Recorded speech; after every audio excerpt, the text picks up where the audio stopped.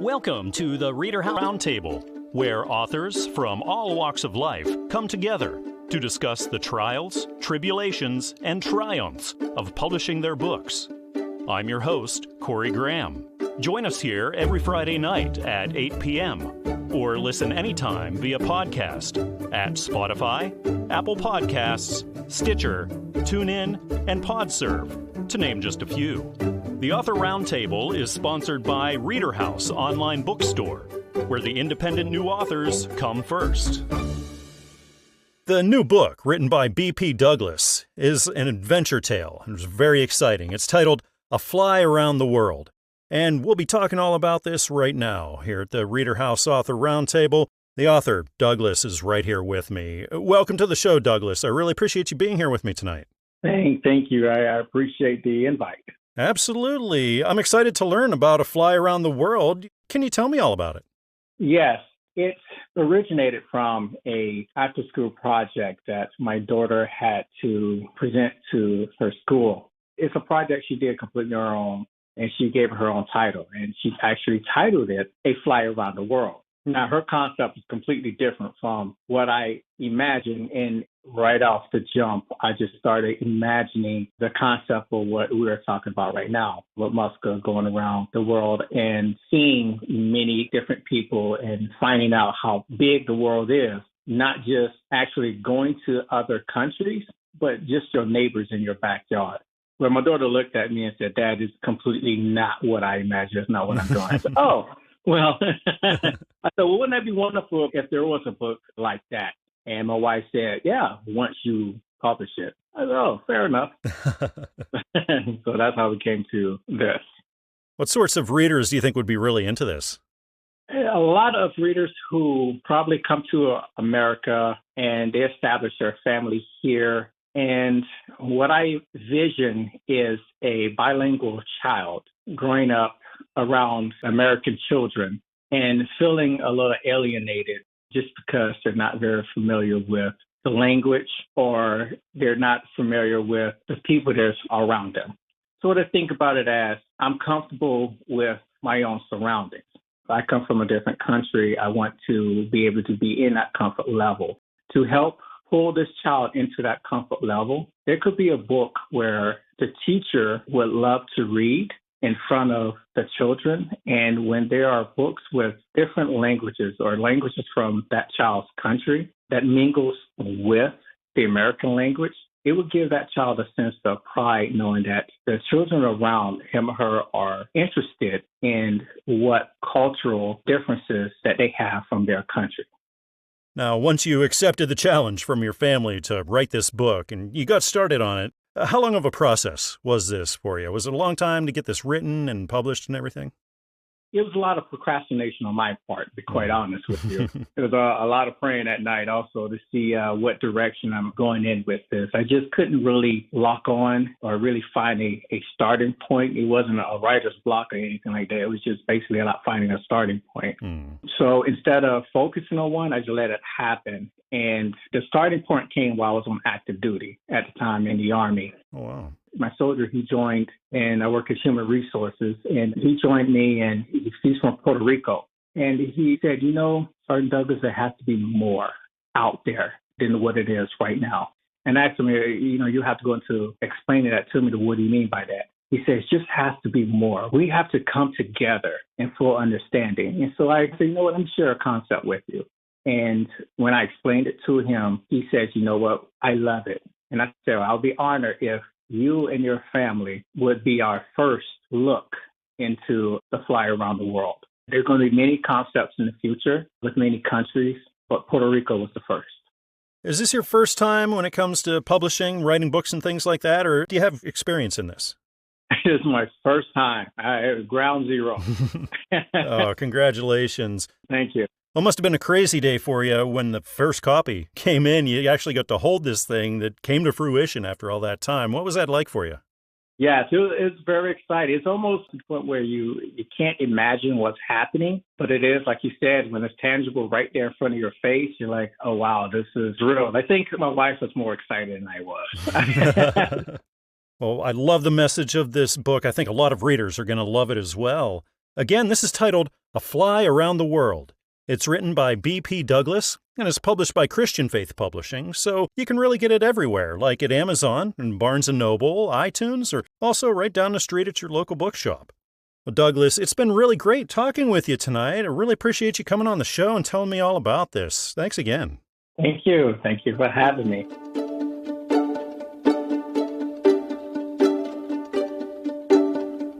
I'd like to welcome to the ReaderHouse Author Roundtable author Walt Biddick. Walt, welcome. Thank you so much for being here. Thank you so much for having me. I love being here. It's great to have you, and I just wanted to congratulate you. You have a new book out. It's titled The Way I Learned, Academic Strategies for Regular and Special Education. So, Walt, can you tell me all about this? What are readers in store for here? This book is really a general help book for any person who has a kid going through elementary school who is doing okay, but maybe needs a little bit of help along the way. Or even if someone has a child in elementary, middle, or high school that is having reading difficulties or math difficulties, this is the book that can definitely help you out. Just because I wrote it and I also had difficulties.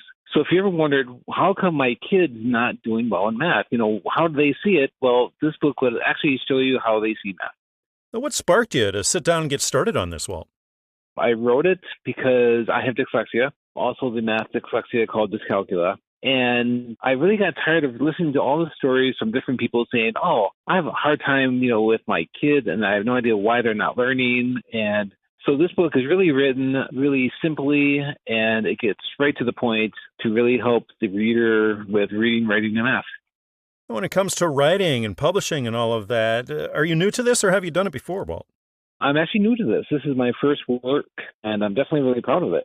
Congratulations. Yeah, you ought to be proud. This is a big deal. How long of a process was this for you? From the time you sat down, wrote those first words, clear up until it was published and out there? I would have to probably say about a year. The hardest part about the entire process for me was actually writing the introduction, because it took me back when I was 12 years old, waking up, knowing I had to go to school, but knowing that when I got there, I wasn't going to understand anything that was taught to me. And then, of course, just starting the whole process all over again the next day. Now, when it comes to the publishing end of things, new authors are often surprised at how much is involved there. Well, what did you find the most challenging part of that publishing process for you? I would say the most challenging was probably the revisions. I wrote the first draft and, of course, sent it in. And, the editors took a look at it and sent it back to me with all the revisions. So I had to pick and choose what revisions I approved and did not approve. And then, of course, I have to send it back to them and then, repeat the process. And it takes a little bit of time going back and forth. But after the process is over, I'm definitely pleased with the work.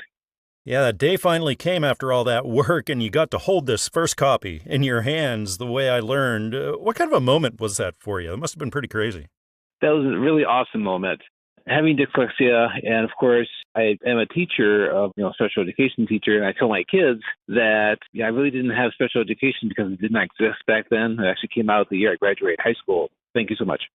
But having dyslexia and all the challenges I had to go through, just holding this final book is really gratifying. What are the chances we might see another one from you? Do you think you have another book in you, Walt? Actually, yes. Before this book, a few years ago, I actually wrote a pair of books, a pair of kids' books with simple messages, either sharing or friendship. And I actually put those on the back burner to do this book.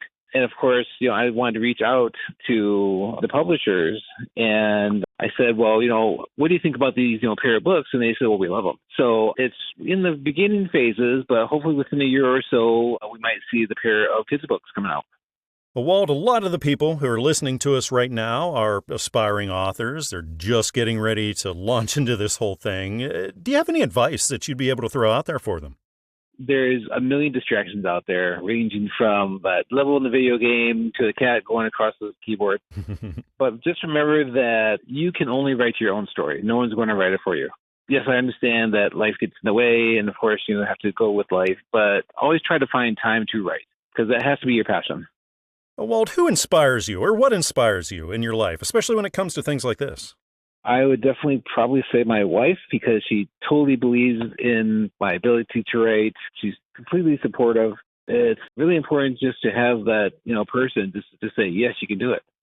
What a wonderful book. What an important book. I think a lot of people are going to get so much out of this. Again, the book is titled The Way I Learned: Academic Strategies for Regular and Special Education.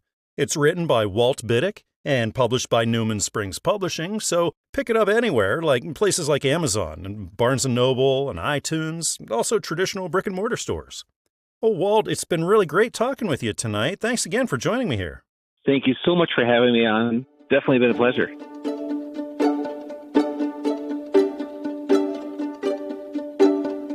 Adoption is at the heart of the new book, just released by author Janda Craig. The book's titled Forever Brother, A Foster Adoption Story.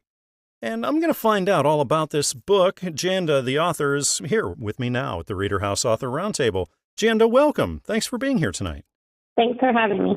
Absolutely. Janda, can you tell me all about Forever Brother and what readers can find here? Well, I wrote this actually several years ago from my perspective as a 7-year-old. My family started being a foster and then an adoptive family when I was 7, and my younger sister was 5.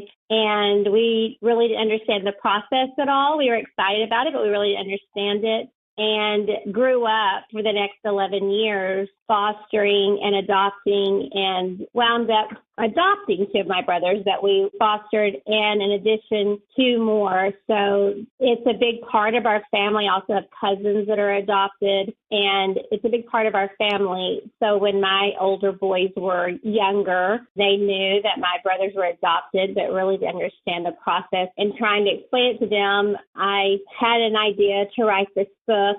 I'm a social worker and a teacher by trade, and I love to read and love to read with them.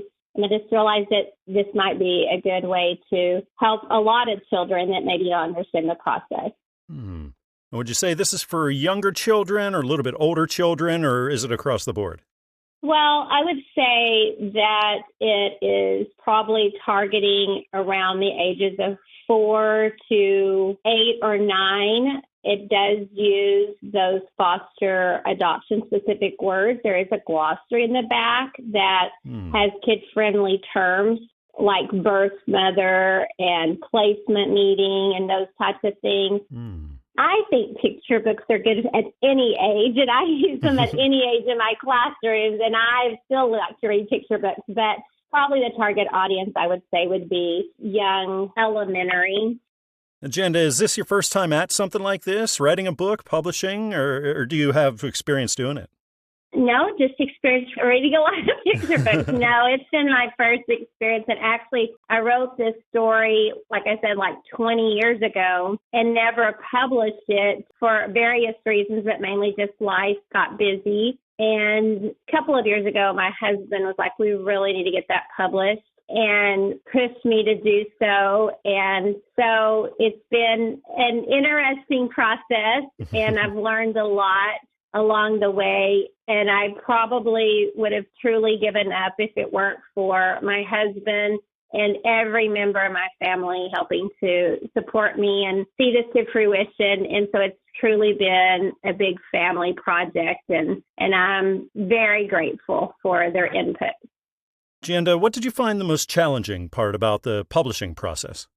Well, I think because it is a children's book, and I really had something in my head that as far as what I wanted it to look like, what I felt like was engaging to my children and what I wanted to be engaging for the readers, because with working with young children, what I know is that if they're not engaged, it doesn't really matter what the words say. And so you have to make sure that the pictures are going to bring kids in so they want to sit and hear the story, so it's even, discussion for families to have or a resource for them. So really getting the pictures to bring to life what I wanted to have happen, and kind of going back and forth with that until it felt just right. And then just carving out the time, because I am an educational consultant now. I've been a teacher for a long, long time, but now I work as an educational consultant, and I travel nationwide, and it is time consuming to do it well. And so I think those two things both were the crux of what made it challenging a little bit. Well, what an important book. I love this message. I think so many people are going to be helped. Again, the title is Forever Brother, a foster adoption story. It's written by Janda Craig and published by Hawes & Jenkins Publishing. So really, it's available everywhere. Check it out at Amazon or Barnes & Noble or iTunes or traditional brick-and-mortar stores. Janda, it's been so wonderful talking with you tonight, learning about Forever Brother. Thank you so much. Thank you for having me. I've enjoyed it very much.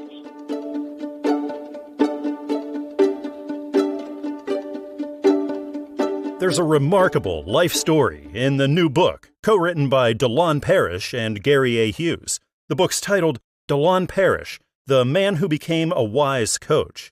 And we're going to be talking all about this book. DaLawn is right here with me now at the ReaderHouse Author Roundtable. DaLawn, welcome. Thank you so much for joining me here tonight. Oh, thank you for having me. Absolutely. I'm curious about DaLawn Parrish, The Man Who Became a Wise Coach. Can you tell me all about this book? Well, it's actually about the stories of my life, what drove me to become a coach and some of the experiences that helped shape me, the people in my life and the things I've learned from those people and how it transpired to get me into teaching and thus coaching and taking me to this journey that I did with winning these 6 state titles and the largest classification in the state of Maryland. And I just wanted to share with the people who always ask me, like, how did this happen? Or what made you do what you do? And, I just thought I'd sit down and put things on paper. And so welcome into my world. What sorts of readers do you think would be really into your story? Well, if you like a comeback or should I say coming down, coming up story, you could learn a lot from this. I was raised in Baltimore City, and growing up, my mom, we moved like 12 times growing up. And oh, wow. The different people I met and the coaches that influenced me and, playing for Jim Caldwell and some of the things I learned through that. He went on to win the Super Bowl and experienced that. So you get to see those things. And if you're interested in, high school sports and how you can grow a program, because I started the program from the ground up. The stadium is named after me. Oh, wow. I've been fortunate. Some people, they have to go to the ground before they get something named after them. So I'm still around. DaLawn, have you ever done anything like this before when it comes to writing a book or being published or any of that? No, I was playing football at Wake Forest University. Some of the writers and some of the newspapers used to be like, you should write a book, when they would sit down and talk to me just about some things that happened in my life and how do I even get to Wake Forest University. So, I never did it. And I was always like, that's really not that interesting. At least, when you live something, you don't feel like it's that much of a big deal. It takes others to point out some of the things and your accomplishments that you really sit down and say, okay, let me put this together and try. Well, being your first time, was this a long journey for you? It actually was. I started writing it during COVID. I had time to sit down and just put my thoughts together, not really knowing that because in our state, they stopped playing football for a whole year. So not even knowing if they was going to bring the program back or any idea what was going on from county to state. So once I started writing it down, pretty much it took a year, two. And then, just when I thought I was finished, we ended up making another state title run. So I was asked to expand upon the season. So I had to go back and finish that up. Yeah, it was kind of a nice problem to have, I guess. Oh, it's an awesome problem to have. So when you think about that publishing end of things, once you handed that manuscript off to Newman Springs, what was the most challenging part of that publishing end of things for you? Trying to be authentic with my words, how I speak. You could tell people that are very close to me, they could tell when I was actually sitting down and writing, because I like to write through my voice. My co-author, he would take down things that, I would say through video or, recordings and different things like that. Then we would go back over it. But you could tell my voice if you've been around me, and you could tell the difference in when I'm actually writing and when Gary's actually, I would say, translating. So it was interesting. And then after all that work, you finally got your first copy in. You got to hold this book in your hands for the first time. What was that like for you? It was exciting. It was thrilling to actually have something in your hand that you actually took time. And we like to talk about in the football, sweat equity. I was rewarded with that. So sometimes I don't think you can describe it. I think readers are really going to love this story. It is quite remarkable. Again, this book is titled DaLawn Parrish, The Man Who Became a Wise Coach. This is co-written by DaLawn Parrish and Gary A. Hughes, published by Newman Springs Publishing, and you can pick it up anywhere, really, like Amazon and Barnes & Noble, iTunes, and also traditional brick-and-mortar stores. Well, DaLawn, thank you so much again for joining me and telling me all about your life and this book and everything. It was really nice having you. Oh, thank you so much for having me. I really appreciate it. And just to share my story, it's an honor and a pleasure. Thank you.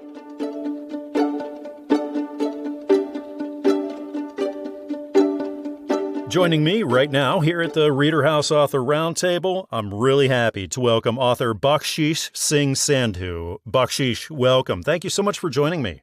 Thank you, Corey. Thank you for having me. It's really nice to be talking with you, and I wanted to say congratulations. The audiobook edition of your book, Punjab, A Tale of State Terrorism, Persecution, Econicide, and Genocide, it just came out. So, Bakhshish, can you tell me all about this? The book is about the story of Sikh people trying to have their equal rights, religious freedom, individual rights, gender equality, which have been denied to them since the independence of India from the British India. Give you a little story about it very briefly. So until 1849, Punjab was an independent country. At that time, India was not a single country. It was then a conglomeration of 550 princely states. So when the British conquered Punjab in 1849, then came 1947, when that area was divided into Pakistan, India, and Punjab went to India.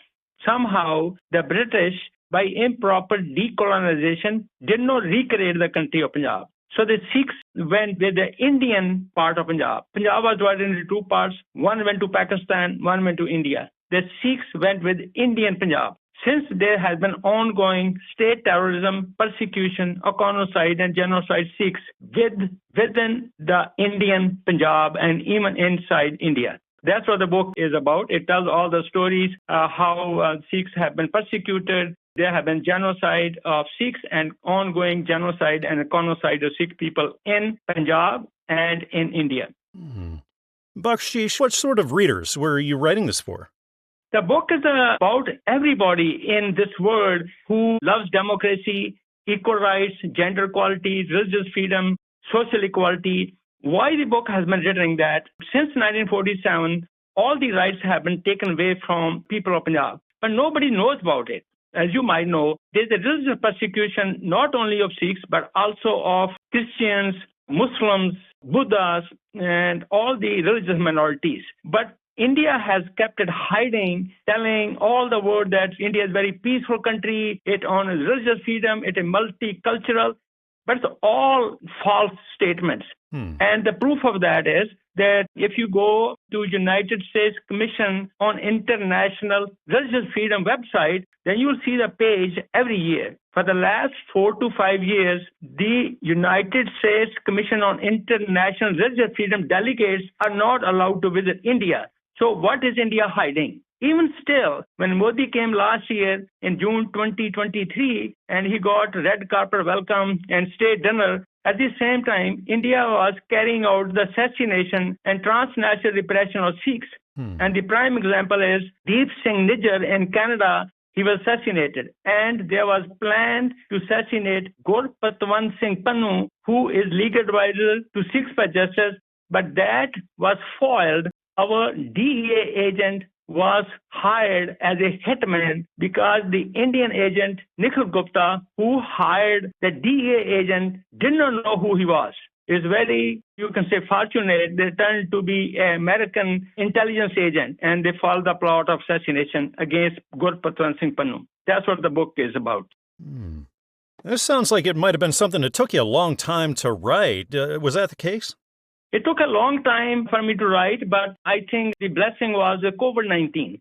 So when the COVID-19 came, I am a physician, but the office was closed. So from day to night, I worked on the book. And otherwise, I don't know if I would have ever finished the book. So I was very lucky that the COVID gave me this like a year, and I finished the book. And like I said, we're talking about the audiobook edition. Was that a difficult thing for you to find just that right voice that you were looking for? Oh, I think that the person who did the audio book, I was satisfied because they gave me a sample audio sections and I like his voice and pauses and I'm happy with the audiobook. Fantastic. Well, what an important book. I think a lot of people are really going to get much out of this. Again, it's titled Punjab, A Tale of State Terrorism, Persecution, Econicide, and Genocide.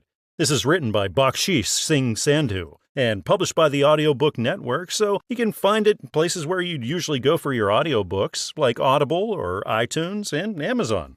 Bakhshish, it's been really nice talking with you tonight. Thank you so much for coming on the show and telling me about this book. It was really nice.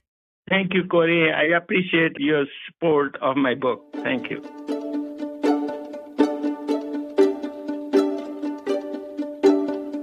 Wonder of the Stars. It's the new book written by Sarah Ayers, and it explores the beauty above us. And we're going to be talking all about this. Sarah is sitting right here with me now at the ReaderHouse Author Roundtable. Sarah, thank you so much for joining me. It's great to have you here. Thank you for having me. Absolutely. Sarah, can you tell me all about the Wonder of the Stars and what people are going to find when they open this up? Yeah, absolutely. So it is written through the perspective of what a star would say about major events of faith in the Bible, and really allows kids to see them in a concrete manner, as opposed to when you read just having to picture it in your brain. So it's different faith events in the Bible and just kind of that perspective of wondering what a star would say about each thing. Oh, it's such a creative idea, Sarah. Where did this idea come from? I was actually putting my girls to bed one night, and a few years ago, their favorite CD to listen to when they would go to sleep was Evensong by the Gettys. And so there's one song on there called Consider the Stars. And so I was just listening to it and humming as they were falling asleep. And then my brain just started to go, and all these words just flooded, and it was just like this still small voice to say, write it down. And so I was like, okay. So I pulled out my iPhone as my girls are sleeping. And in the notes, I just pinned all the words that were on my heart, and it just kind of took off from there. This is a book for kids. What age range would you say we're talking about? Definitely early elementary, probably preschool to third grade. It might be a little less K2. But yeah, definitely for those concrete thinkers. How long of a process was this for you once you got started on it?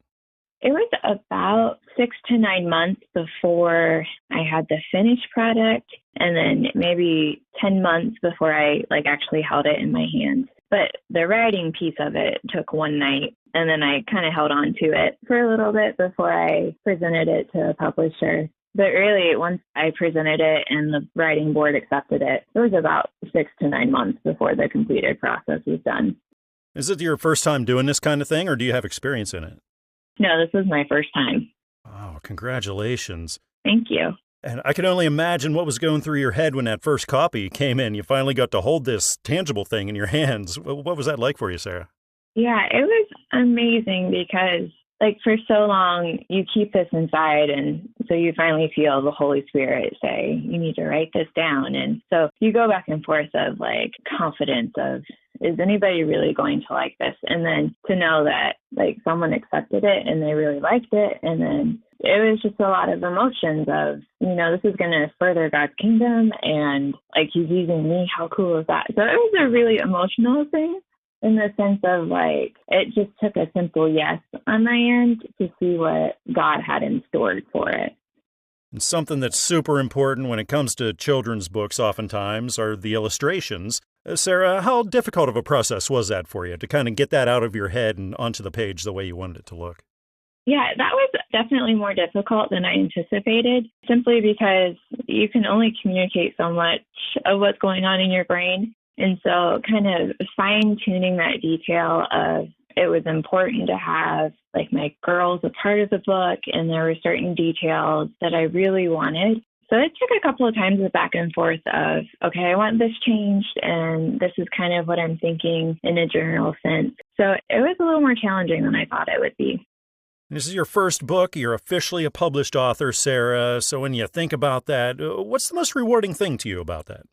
I think it's always been something on my bucket list that I've wanted to do. And just knowing that, it's a published work, and, you go on Amazon and you look it up and it's there, it just gets me every time. I did it. And, well, God did it. But it was, something that I took from the heart.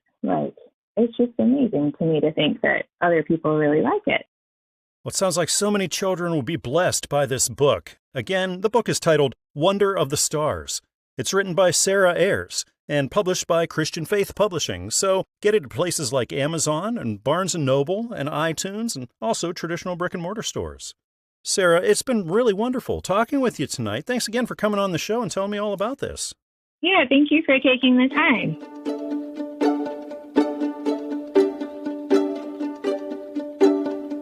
Author Kenn Sharpe has just released a new novel. It's titled Begin Again.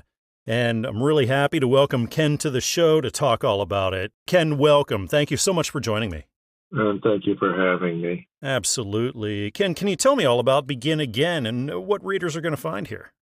Well, it's basically a love story, and it's an extension of a book I wrote several years ago called Falling Off the Mountain. And it took that story that ended and took it on to a new generation type story. And it's basically a love story between two people. And what motivated me for the book was about 5 years ago, I was walking along Powerhouse Beach in Del Mar, California, and I saw a younger mother and her daughter standing really close to the water. And I took a picture of it because it really captured me, and I just kept it. And when I was trying to come up with something to write, I surfaced that picture again, and it kind of incited me to write the story. So that's where it went.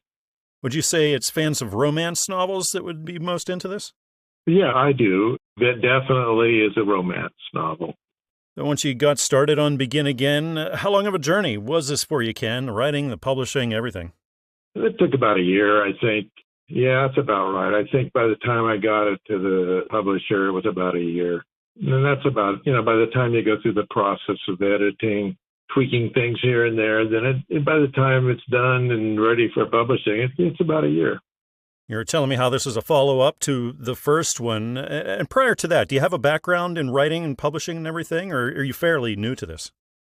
Fairly new to it as far as actual books are concerned. I mean, I started in 2019 after I stopped working, and I'd been writing off and on, and what I was even doing at work was a lot of writing, and I just started messing with it and got the self-publisher and sent my first book. And the process, it really helped me grow a lot as a writer. And this is like the fifth book in that process.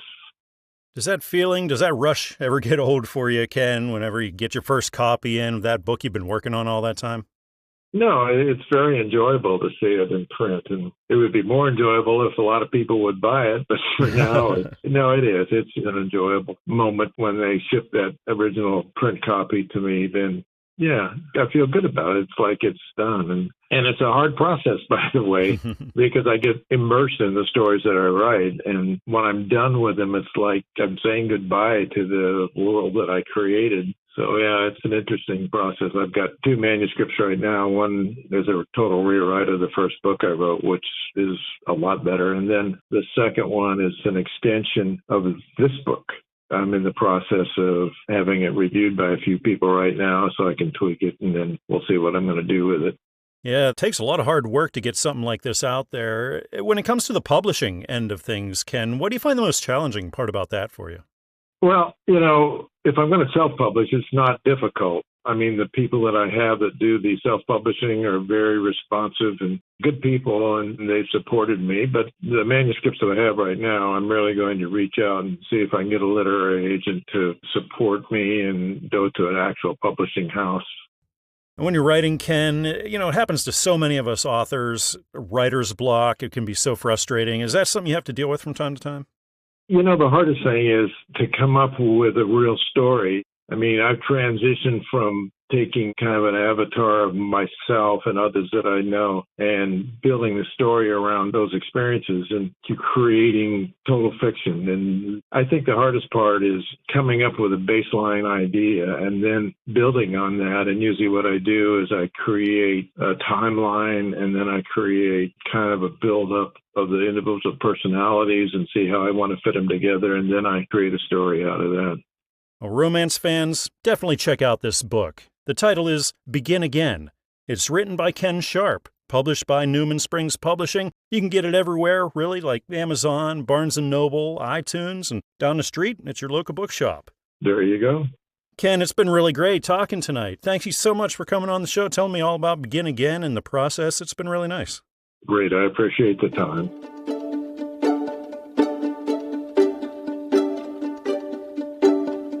Yo soy el que soy. I am who I am.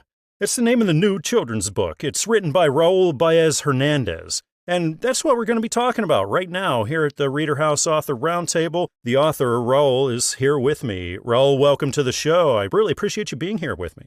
Thank you, Corey, for having me right here in your show. It's a pleasure for me to be sharing with the audience tonight. It's a real pleasure to have you. Raúl, can you tell me all about Yo soy el que soy, I am who I am, and what readers are going to find when they open this up? Well, when they open this book, I think that definitely it's an inspired book. It was written not with an outline, but written because the inspiration of God was put into this book. The children and the parents, I think this is a family book to read it with the children. Children can read it by themselves, but I think with the parents will be fantastic because the parents can really enrich the meaning of the book. But the book definitely tried and is about the Father, the Son, and the Holy Spirit. It's from all ages, I would say from 3 to 12, about the Father. What is the Father is about? Who is the Father? The Father who created us, who is, Jesus, and Jesus as the Savior, and the Holy Spirit as the person that is there to be with us when we need it. And the children need to know that they have the three of them available to enrich their life, to enlighten their life, to get them have more confidence in what God can do for them. And we live on the time that where we need to know, the children need to know, we need to care about teaching the children if we want them in the future to teach our grandkids or to teach their own kids. I think it's a vision of every parent that believes in God to teach the children well. It's like Proverbs 22:6 that says to us, teach children in a way that fits their needs, and even when they are old, they will not leave the right path. And that's what we want. Even if they, in some time in their life, they're not part of having a Christian life, but I know in their hearts already they have the seed of the word working, and they will be back, and they will come back to Jesus. They will come back to searching for God for answer and for strength. And the book is about that. It's about taking that seed, taking the little ones, taking them, and from the beginning teach them about the Father, the Son, and the Holy Spirit in the way that they can understand it and they can relate it, because we want to create a intimate relation with God. And it's good to start early. We cannot wait too long. We live in a time that it's our responsibility to bring alive the word of the Lord in our families, in our house, with our children. It's our responsibility to be sure that we are working on that area and that we're not neglecting our children, because we're talking about generations. We need to think on the God of generations. And when you do a God of generations, then you need to really see it as what is God about. It's a God of generations. And we need to look for our generations and for what the future is going to be about. And we cannot live without the Father, the Son, and the Holy Spirit. Do you see yourself writing more children's books in the future, do you think? I think that God gave me another book that is called about identity, about the kids losing their identity. It's about, getting that clear on the children, and that the parents have those resources to explain the kids about, identity, that who they're a boy, they're a boy, they're a girl, they're a girl, and that they are clear about that they are the children of God, and that for that reason God created them. And I have already like a draft of a second book that came right after I wrote this one. That was about identity, and I think in the future we will have that book out in the name of the Lord. Well, this sounds like a great book for children everywhere. Again, this is titled Yo soy el que soy, I am who I am. This is written by Raúl Báez Hernández and is published by Christian Faith Publishing, so find it at places like Amazon and Barnes & Noble and iTunes, also traditional brick-and-mortar stores. Well, Raúl, it was very nice talking with you tonight. Thank you so much for coming on the show. Thank you, Corey, and God bless you. God bless your show and all your audience.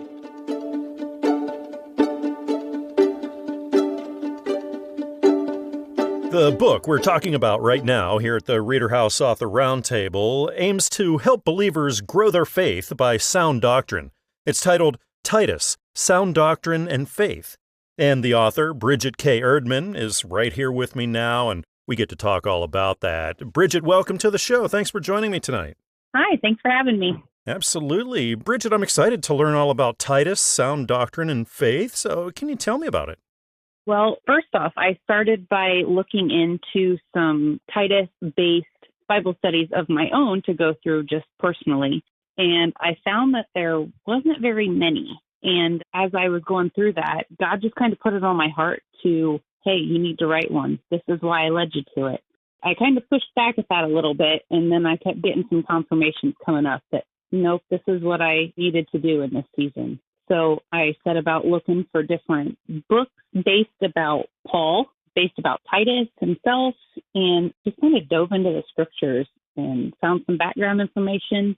It pertains to a lot of the world that we're in right now because Crete is mentioned as a place with lazy gluttons and evil brutes, and I'm pretty sure that's where we're at in this world right now.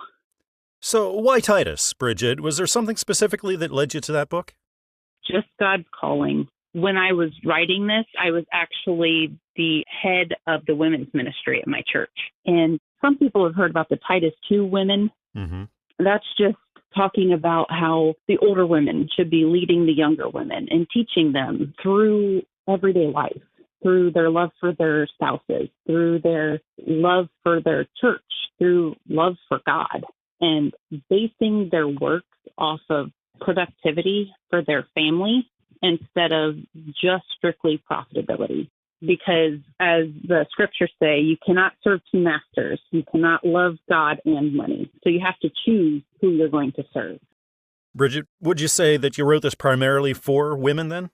I would say it's directed more towards women, but I have had some men's Bible studies. Some of the men that I know have used it as their Bible study, and they just kind of gloss over the parts where it's kind of directed more from a mother's and wife's point of view. I have had both women's and men's ministries use this. When it comes to publishing and everything, Bridget, have you been published before, or is this your first time at it? This is my first book that I've published. Congratulations. Was this a long process then for you being that first time? The publishing part was actually pretty smooth. I used Covenant Books, and they knocked it out of the park. The writing process is what took the longest. It took me about 5 years. I have 3 kids, and we homeschool. So I squeezed in the time that I could to dive in and actually write and listen for God's leading on what he needed me to write in this book. The writing process took the longest. I've got several friends who are in different ages and seasons of life, and they were able to read through my book as well. Even one of the acknowledgments is I had the Bible study that I was leading at the church go through it before I had even published it. They gave me some critiques and peer reviews, and it was a great process. Then after all those years of work, that day finally came, you open up your mailbox, and there it is, your first copy. You actually get to hold Titus for the first time in your hands. It's a real thing, finally. What's that moment like for you? Oh, I was in shock. I bawled my eyes out and showed my husband right away, and it was a very surreal moment. So what are the chances we're going to see another one here in the future? Have you thought about that? I don't know how near in the future. We're getting the third one into the homeschooling realm, just starting kindergarten. You're a little bit busy then. Yeah, getting some farmsteading going as well. But when I picked this book back up today to just prepare for this meeting, it kind of spoke to me that there may be another one coming. I'm not sure what book of the Bible I will be focusing on next, but I'm sure God will let me know when it's time. I know that so many are going to be blessed by this book. Again, the title is Titus, Sound Doctrine and Faith. It's written by Bridget K. Erdman and published by Covenant Books. So you can find it everywhere, really, like Amazon and Barnes & Noble and iTunes, also traditional brick-and-mortar stores. Bridget, thank you again for coming on the show and telling me all about this. It was really nice talking with you tonight. Thank you.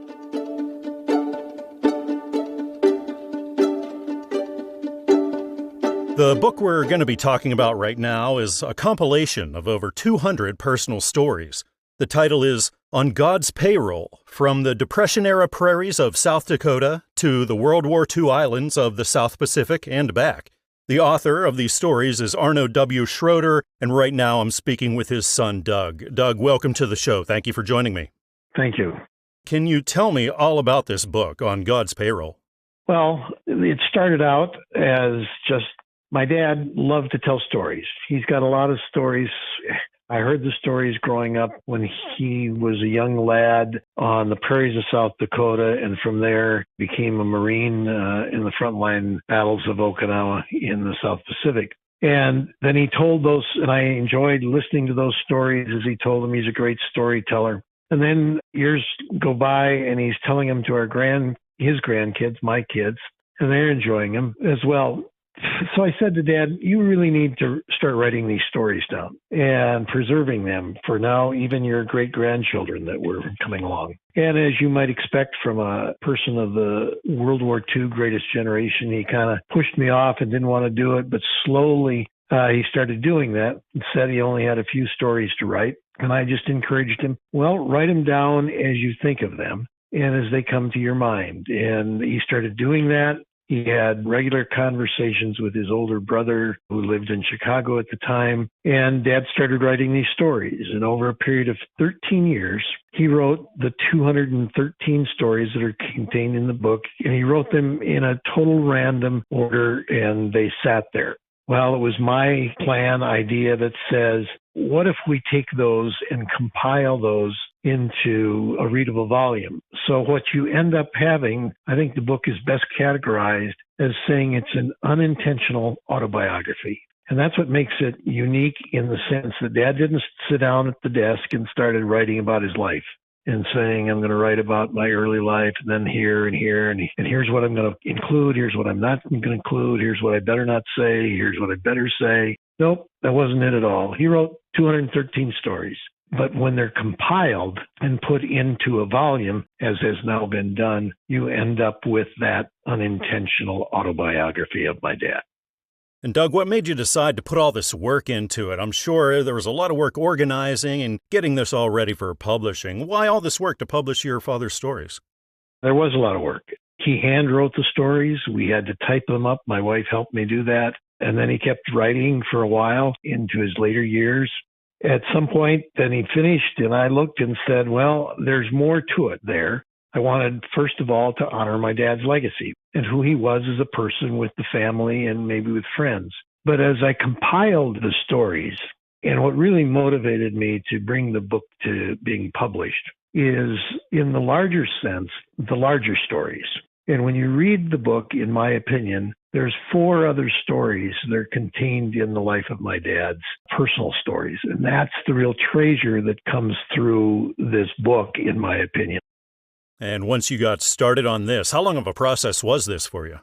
Well, I probably put the stories together over, 6 months' time, typing them up as he wrote them, storing them. And then 6 months, we set them aside till he passed. But, oh my goodness, by profession, I'm a retired financial officer, and I'm not used to how long the process takes getting something through a publishing organization.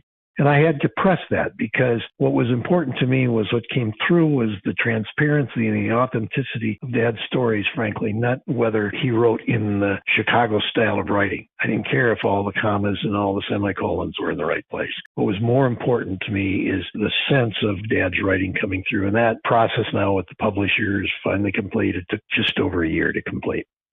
Again, the book is titled On God's Payroll. From the Depression-Era Prairies of South Dakota to the World War II Islands of the South Pacific and back. It's written by Arno W. Schroeder, published by Covenant Books, and really you can grab it up anywhere. Head over to Amazon or Barnes & Noble or iTunes, also traditional brick-and-mortar stores. Doug, thank you again for coming on the show and telling me all about this book. You bet. I appreciate the time, Corey. Thank you. We hope you enjoyed this edition of the ReaderHouse Author Roundtable, where authors from all walks of life come together to discuss the trials, tribulations, and triumphs of publishing their books. We hope to see you back here every Friday night at 8 p.m. or listen anytime via podcast at Spotify, Apple Podcasts, Stitcher, TuneIn, and PodServe, to name just a few. The Author Roundtable is sponsored by ReaderHouse Online Bookstore, where independent new authors come first.